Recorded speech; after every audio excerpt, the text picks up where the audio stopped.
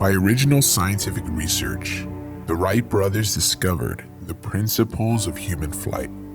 As inventors, builders, and flyers, they further developed the aeroplane, taught man to fly, and opened the era of aviation.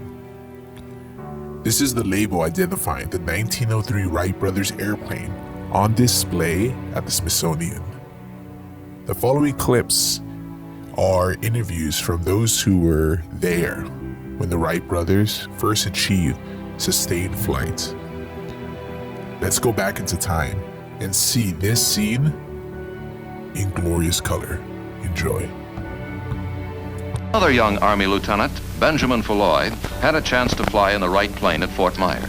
On the day following the endurance test with Orville Wright and Lieutenant Lom, the Orville, with a quiet little grin on his face, invited me to be his guest on the crucial and final cross-country and speed test.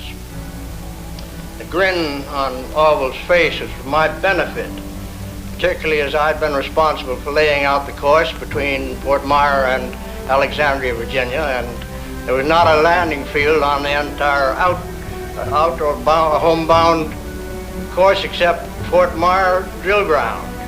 On July 30th, we took off on the final cross-country and speed test. Shortly after we straightened out on the course for Alexandria, Orville, with this same little grin on his face, told me that if he had to land anywhere on the route, that he'd pick out the thickest clump of trees he could find and land on top of them. Fortunately, the little engine that we had at the time carried us all the way through without any difficulty. Was Donald Douglas. I guess it must be getting old, because somehow it becomes fun to reminisce. Well, my first memory of things in aviation was seeing the first Wright airplane demonstrated for the Signal Corps in 1908 at Fort Myers, outside of Washington. So I took the streetcar and one thing and another and got out to Fort Myers. Well, there she was, as I had seen her pictured, the old Wright pusher. There were Wilbur and Orville.